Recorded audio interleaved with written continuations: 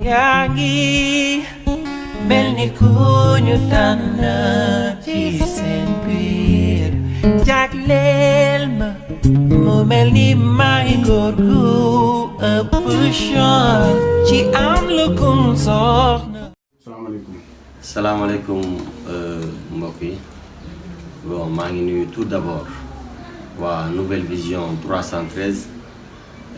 bi xam ne ñoom ñoo ma permettre tey ma ñëw mën a waxtaan ak askan wi ci li xam ne moom la ñuy dàbbali ci action yi ñu daan def voilà. ñu ngi lay nuyu seen bi bu baax di la jaar di gis nag sa taxawaay ci gox bi gis nañ fi barke Demba Ndiaye nga def fii lu rëy lu askanu Sénégal yëpp di rafetlu lan moo tax nga am initiative boobu rek xalaat loolu. bon bi gannaaw bi ñu sante yàlla julli ci yonent bi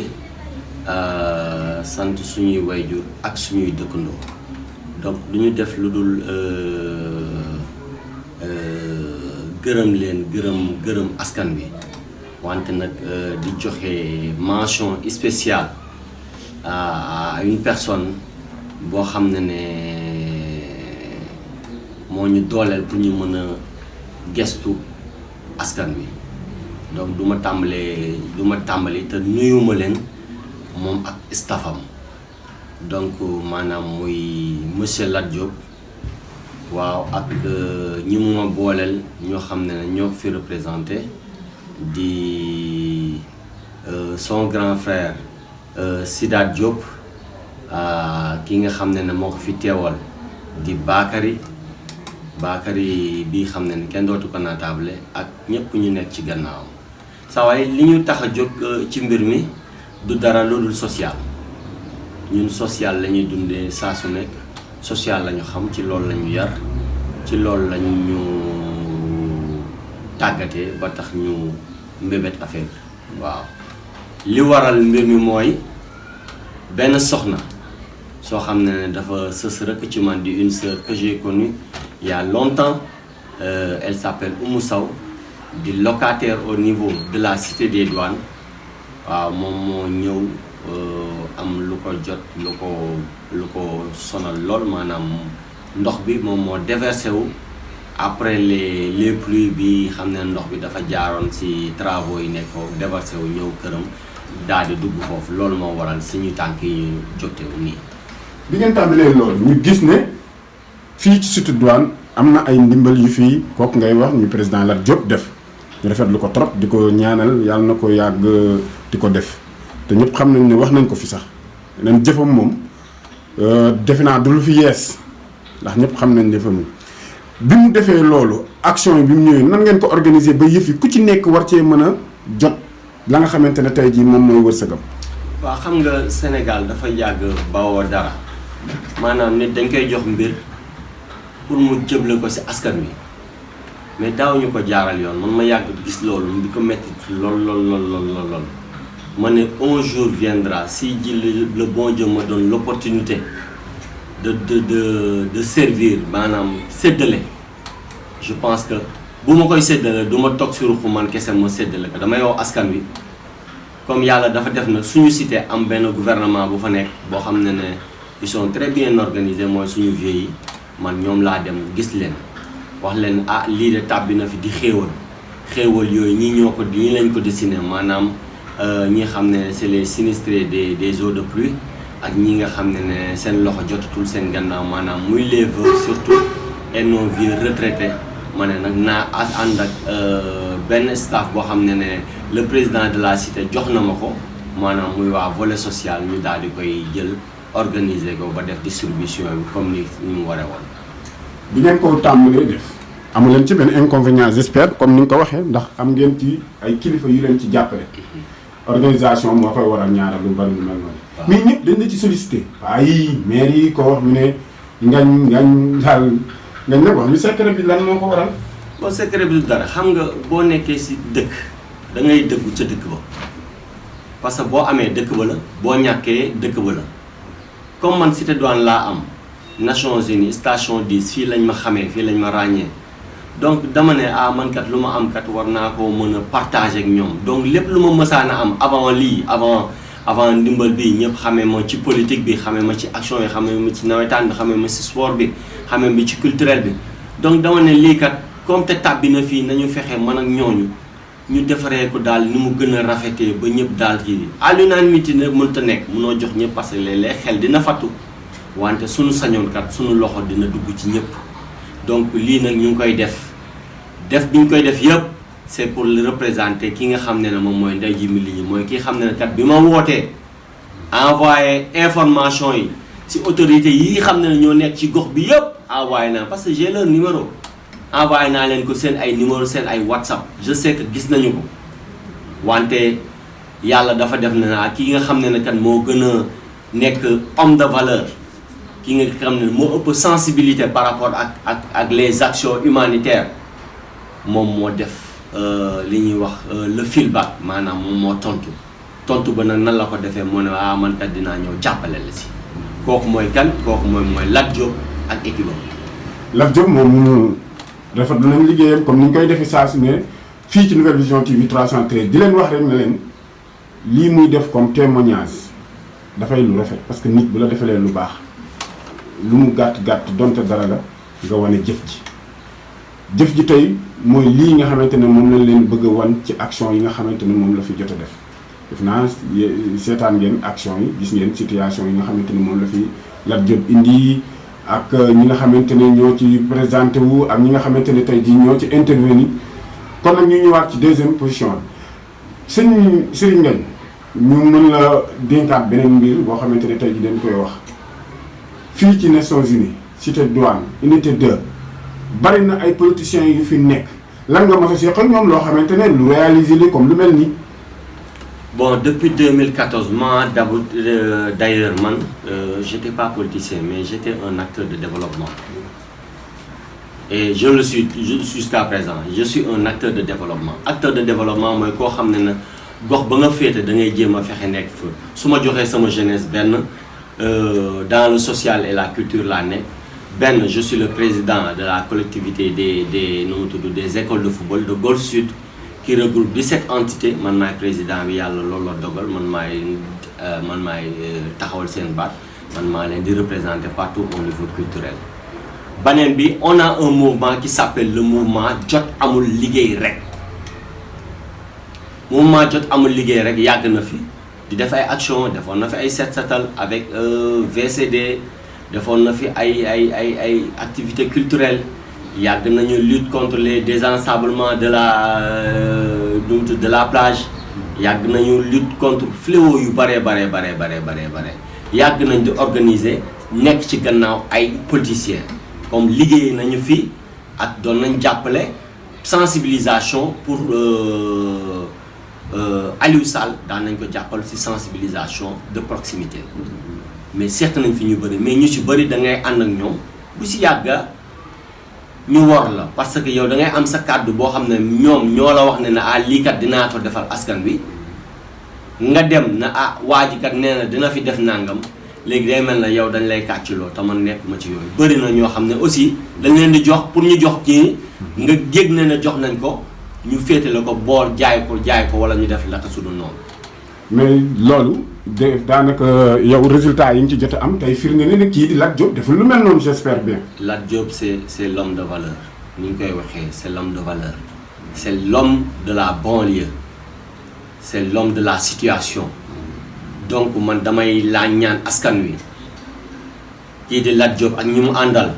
maanaam ñoom Sidaat son grand frère Bakary mi nga xam ne il ne ménage aucun effort pour le développement de la localité par exemple au niveau de ma cité am na ñoo xam ne bëgg naa aussi ñu bàyyi leen xel parce que ñooñu ñu ngi fiy liggéey bu am solo mu mel ni comme l'imam de la cité des douanes imam Sall di une personne boo xam ne dévouée une personne déterminée boo xam ne lépp da koo teg si njariñu askan wi mon ami mon conseiller en sport l'adjoint du chef de quartier de la cité des douanes tonton Khalifa Diop di koo xam ne homme de valeur la koo xam ne day dimbali di jël temps di ko consacrer pour population bi waaye nag am na ñoo xam ne ñoo xam ne bés bu ma demee ba am doole bi distribution bi am ñoom ñoo fa nekkoon nuit et jour ak man ci travail de longue haleine bi ñu doon def maanaam muy le chargé du social tonton Cheikh Fall ak ki nga xam ne moom mooy adjoint ñoom ñaar di tonton Amadou Diallo ñoo xam ne sës ma rëkk te bàyyiwuma ñu ma ñaaw ci xare bi ñu jàppale ma de fond en comble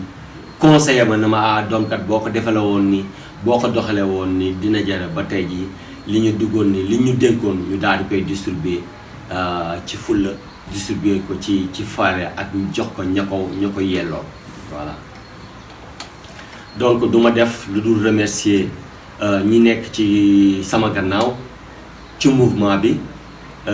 di mouvement jot amul liggéey rek muy les jeunes ñi xam ne ñu ngi sama gannaaw ay Khalifa Jara ay Badara Lay waa café gi les footballeurs ñi toog fële ci pharmacie bi boo yooyu yëpp ñëw nañ waa manutention bi ñi xam ne ñëwoon nañ di ci jàppale di ci jiitee Babacar mi xam ne moom moo doonoon le pionnier di jàpp ci affaire yi ñooñu duma def lu dul remercier leen mais am na tamit un frère boo xam ne moom moo des socio commission sportive bu cité bi di Issa Sonko ñëw na moom it jàpp ci liggéey bu baax donc du ma def ñooñu ak maire Amitaay du ma def lu dul remercier leen ñooñu vraiment buñ fi nekkul woon liggéey bi du yomb ak bienvenue aussi gis naa taxawaayam moom aussi ñu ma jàppale leen ku lim nag juum wante nee naa leen nag lii tàmbali rek ci liggéeyu Lat Diop et le mouvement jot amul liggéey rek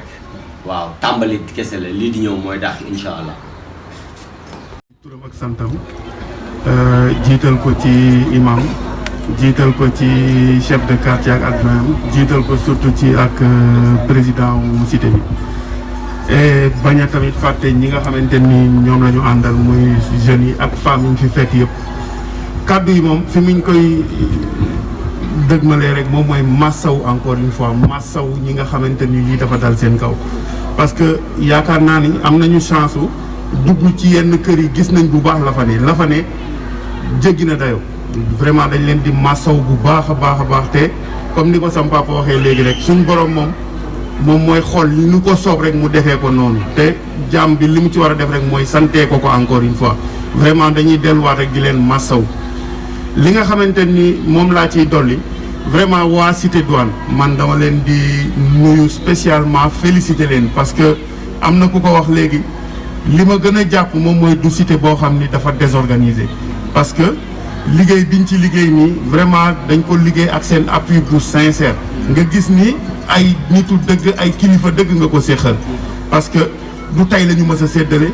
du tey la ñu mës a jël ci turu Lat Diop ay bien di ko jox ay population yaakaar naa ni niñ ci liggéeyee nii mosuñoo noppalikoo nii parce que dafa doon loo xam ni saay boo jigal moom man du ma ko sax remercier dama naan rek na ko yàlla fay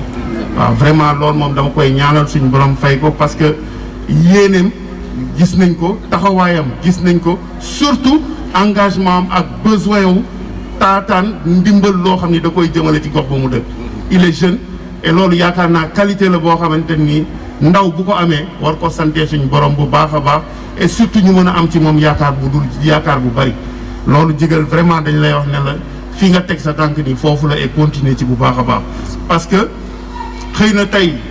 wax nga Lat Diop mu def geste mais tamit ca na nga ko waxee ak surtout sa personne ak li bootu ci sa ginnaaw daf ci am solo trop parce que bu fekkoon ni boo nekkee jeune falafla boo ñëwee ci kilifa tam waxi falafla la koy jàpp mais boo nekkee jeune bu sérieux nga wax ak kilifa tam wax ju sérieux la koy jàpp et je pense que loolu moo waral suñ daje bi tey li nga xamante ni daf fee ñëw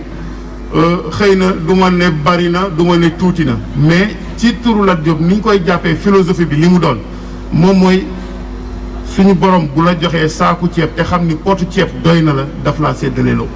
yàlla mësta wàcc jox kenn directement dafa am fu mu koy jaarale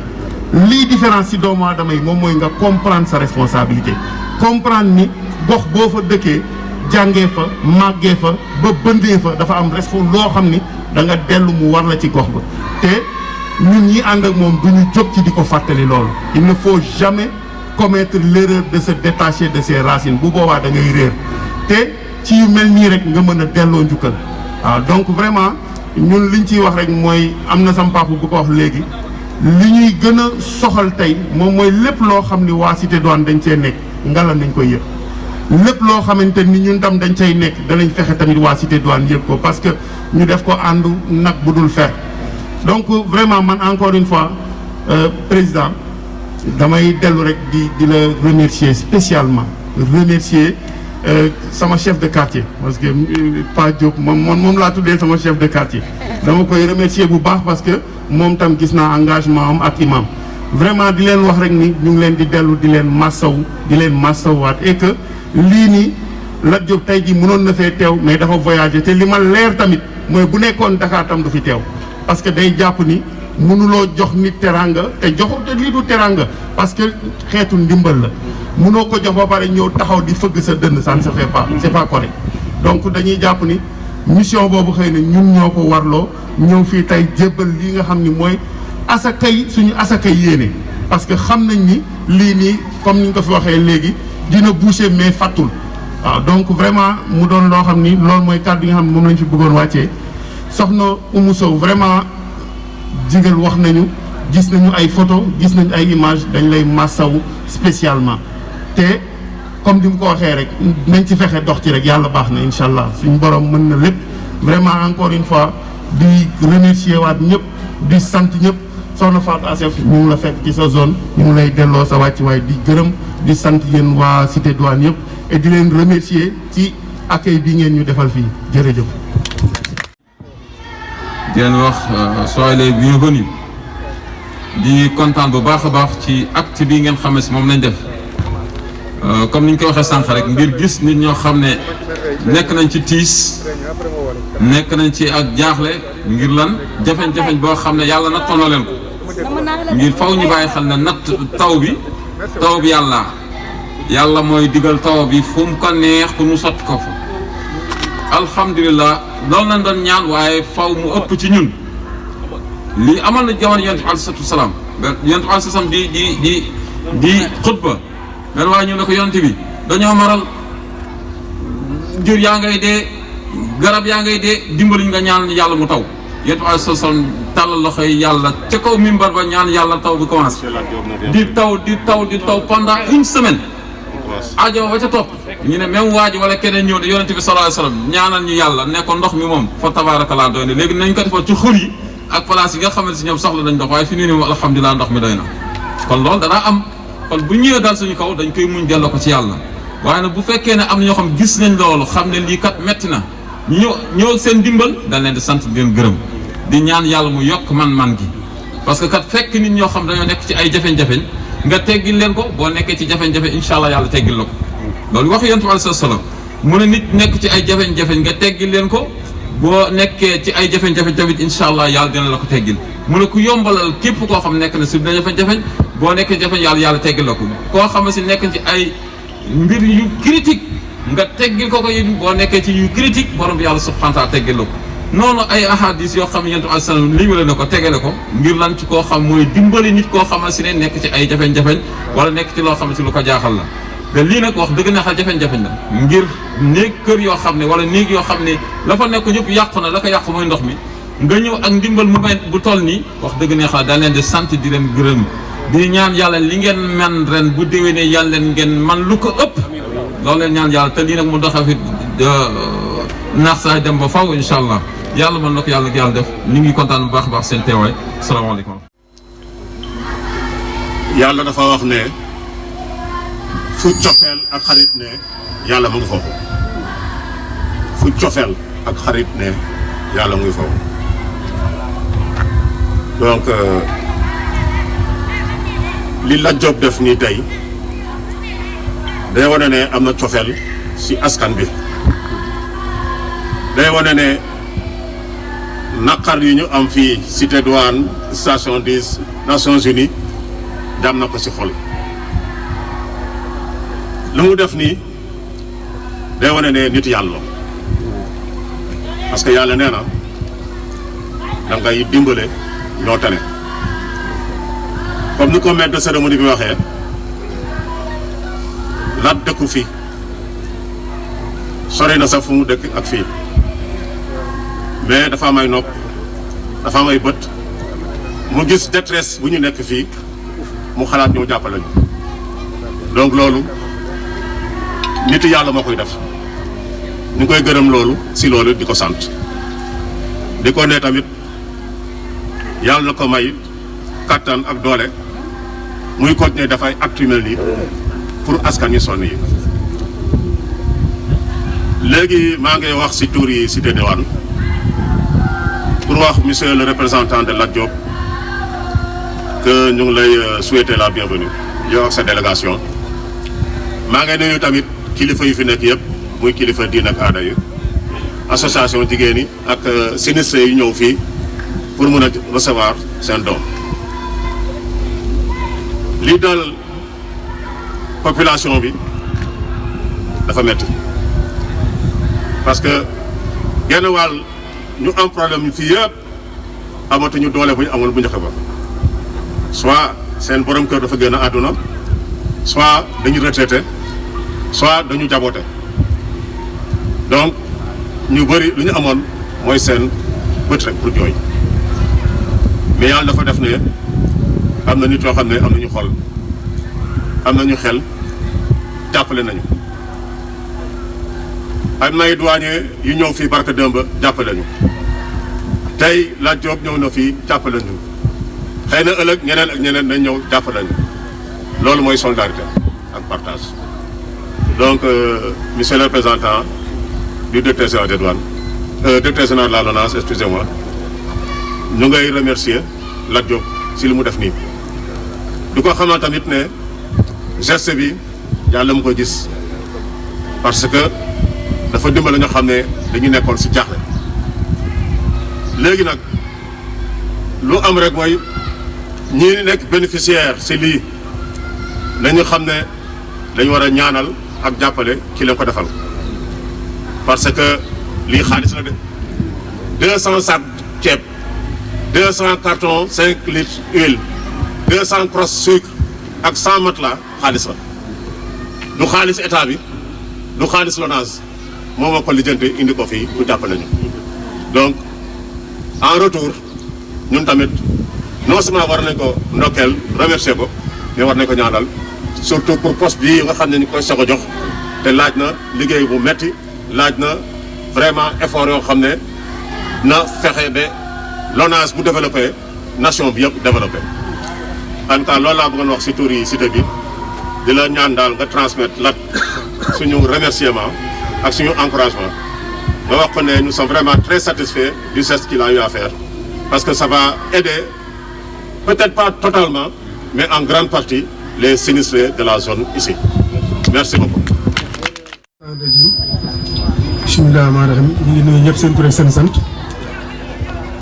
di nuyu mbooloo mi yëpp ñun presque li ñu war a wax yëpp wax nañu ko ndax président bi mu jëlee kàddu remercier na sunu bienfaiteur bi jaar na ci foo xam ne su ma doon waxee fa laay jaaraat rek waaw imam bi mu jëlee kàddu aussi wax na ci avant la di ñëw jox nañu ko interview fii mu wax ak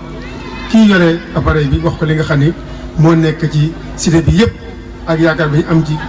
kii def lii ah li ñuy wax rek mooy ñi ngi gërëm Lat ci turu waa cité bi yëpp ci turu président bi nga xam ni mooy Nicolas mooy suñu président cité di ko gërëm ci turu imam jàkk jeeg yëpp di ko gërëm ci turu ñëpp ñi nga xam ni fi représenté commission sociale ñi ngi fi commission sécurité ñi ngi fi commission environnement mi ngi fi cité bi nga waxal ñu ko Lat ni ko cité bi cité bu structuré la bu cité boo n'importe quoi cité boo xam ne ay anciens hommes de tenue ñoo fi nekk xam dëgg di doxal dëgg xam yoon di ko doxal wax ragaluñu dara nekk service pendant des décennies mooy ay at ay 10 ans dañ fa nekk dégg nga nekk ay douanier dégg nga bu def ba tey Douane tey lu ngeen dégg ci Douane tey muy teraanga lu muy xéwal tey ñii fi toog presque gën wàll gi dégg ñëpp ñoo liggéey loolu tey ñooñu nag bu yàlla defee ñu dem tey lépp lu ñu am ñu investir ko def ko seen kër def ko seen i njaboot dégg nga toog dal yaakaatuñu dara lu seen pension koo xam ne amuloo ci benn source de revenu yaa ngi toog di xaar yàlla ñu ni jeete waaye pandémie bi ni tël agsi képp koo xam ni sama classe gi yaa yaakaaroon naa boo xam ne mu yaa mi lay jox kooko liggéeyam yàqu joxatuloo ko képp koo xam ne yaa ngi amoon yaakaar di am lay tepp teppal wala sa njaboot di tepp teppal am lu muy yaakaar pour dimbalee la ko ëllëg dégg nga pandémie bi ñëw laxasu ci koom yàq liggéeyam liggéeyatul dégg nga muy manque à gagner kooku am manque à gagner boobu nekk di jóge di daanu mënd mi ñëw taw bi ñëw yàq li mu yoroon lépp ak li mu yaakaaroon lépp am na ñoo xam ne fii ci cité bi comme ni ko waxee génnewuñu bagage dafay taw ñu gën a taxaw rek ndax bu ñu taxawoon si biir naan di ñu jëmee ngeen def bagage sax seen bakkan des ci tellement que seen situation kër ni mu meloon par rapport ak mbënd mi dafay dugg à 100 à l'heure mënatul taxaw te mënatu ko téye nee na bi si kam lakkandoo ku nekk sa bopp ngay lax sa bopp ngay fay ñun fii kër ci yi presque ku nekk yaa ngi sa kër di xool di sa jëm a sawe sa bopp ci mbënd mi donc koo xam ni xaw nga ci wet tuuti rek sa lépp ay yàqu waaw mu dal ñu bëri fii nag waaw te ñooñu ci yàqule yàlla rek a xam am na si ñoo xam ni yàlla xam na ni li ñu yàqale ku leen dimbalewul duñ ko amati ba faw waaw kon nag buñ ci toogee di miir di xalaat jékki-jékki ne am na loo xam ne de am na ko war a indi pour dimbali leen ñun loolu lan la ñu ne am na ko fi ñëw de nangam la tudd la jóg la tudd am na yéene gis na leen nee na dana fi ñëw indi nangam ceeb indi nangam dégg nga indi nangam ci diwlin indi nangam comme ni ko sama doom ji waxee léegi muy ay denrées de première nécessité yoo xam ne ku nekk soxla nga ko am na ñoo xam ne seen saaku ceeb ba ma nga des sa ndox ma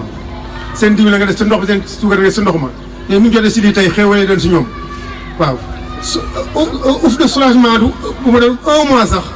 ba ñu mën am leneen sax sant yàlla la ndax amuñu ko fenn fu ñu ko yaakaar ñu ni deeta waaye ñu ne éponge ngi nii kat sa yooyu yàqu ba nga sànni ko amal teg ko fenn mën ci tëdd kon donc la loolu kam nu ko fay ñu lay ñaanal yàlla la yàlla fay yàlla yàlla fay metti na trop li ñu dal fi metti na ku nekk nag boo yaakaar ne yaa gën a métti sa morom moo la gën a métti de dégg nga te mu nekk loo xam ne nag yàlla de dafa wax nii ci alxuraan imaam a ngi nii te moom moo gën a mën a wax wax naa ko démb ni yàlla dina nattu nit ñi mu bëgg dee di nattu natt ba fu mu yem suñu nangoo ëllëg mu fay leen xéewal suñu nangoo ëllëg natt bi metti ba pare te ëllëg du ñu am dara alxuraan la yàlla mënu ko bi nag addis la waaw kon ñun li ñu def loolu rek gëm yàlla xam ni li ñu dal yàlla rek moo ñu ko teg waaw li ñu dal yàlla rek moo ko teg yàlla rek moo ko mën def bu yàlla defee ni yow yaa ngi nekk ci ndox dégg nga di fay ci ndox mu def keneen mu ngi teg fële wow comme dégg nga dara jotu ko kooku yàlla rek moo ko mën kenn mënu ko bu ngeen di jënd kër kenn la ci yàlla waxul ni la wala nit wax la ni la nit wax la ni la fii ngay def kat ndox mbënd ngi fii ëllëg day taa comme ni ko waxoon doo ko fa def doo fa def sa kër waaw kenn xamul kon yéen ñëpp a jëndandoo toog rek ka nga xam ne nag moo fii de suuf wala moo mel noo xam ne ndox mi ñëw dugg ci këram kon du sogom kon natu yàlla la na ko jàppee yàlla rek gëm yàlla xam ne yàlla dina ko mas a faj waaw bu dul fii di feneen waaw yàlla moom ku léegi kenn ku dul fay kon nag loolu mënuñu ko ñàkk a wax ku ci indi sa loxo rek yàlla la yàlla fay lu ci nit def rek yàlla la yàlla fay ku ci indi fukk yàlla la yàlla jox junni waaw ku ci indi téeméer yàlla jox junni lu ci ni waaye def rek yàlla ko yàlla ful te sidé baa ngi nii nga xool ñu ko lat ni ko sidé baa ngi nii bu soobee yàlla du ñu def dara lu ko ëmb du ñu def suñu doom ji daañ ko wax suñu doom ji amuñu payam jigéen bi amuñu payam xale bi lu ne lay def ci sidé bi lu ne lay def loo gis lu yëngu rek yaa ngi ko ciy gis mu taxaw ci dégg nga barki dem ba léegi amul jàmm 2003 moom ma paa ñëw sama kër nangam ñu ngi bind li siré nangam ba fàttewuñu kenn nangam ma ne ko yàlla rek moon matale kenn matul matale lépp yàlla rek man matale dañ def lu ñu man rek bu soobee yàlla lii ñu def déjà rek c'est quelque chose mu nekk taal engin dem moo yore motom dem dellusiwaat démb woo ma ñu ma oto camion yaa ngi ñëw ñu ne taw fii wàcc bagage yi mu dawaat taal ni maa dem si lat dégg nga di wër di jaabante dégg nga te dara bénévolement nag kenn joxu ko dara bénévolement bénévolement kenn joxu ko dara kenn joxu ko dara waaw lu ko nit dimbaliwul amu ko waaw lu liggéey bu ñu ko war a fay dara xool ne ay papa ba sonn ay waajur nga fii sonn mu ne xaaral ma jóg kan laa yaakaar bu ni diw dem ci diw boobu ni ko xaaral ma ñëw def moo dem ci diw boobu aussi diw bi ni ko awma kon mu gën a metti mais bu demee ci lat yàlla moo def lat yàlla defal ko teraanga bu mu mën a wuyoo ku sonn mën nga ko doon naa ñëw dimbali leen kon ñu ngi koy ñaanal yàlla ñaanal yàlla lat mi di ko ñaanal yàlla moom mi nga xam ne moo ñu jotale yàlla lat parce que man bu doon man nag xaw ma lat xaw ma ko du ma dem ci moom du ma gis ñu ngi koy ñaanal yàlla ko yàlla fay yàlla defal sutura defal ko ay xéewal yokk ko sutura ba mu fal ful ca kaw dégg nga waaw loolu ñu koy ñaanal ba moom ëllëg mu bokk si ñuy indi fii ci bi di fi def wala salaam loolu amul yaa ngi mel ni ku ñu tànn ci seen biir jagleel ma mu mel ni maa ngi góor gu ëpp chance ci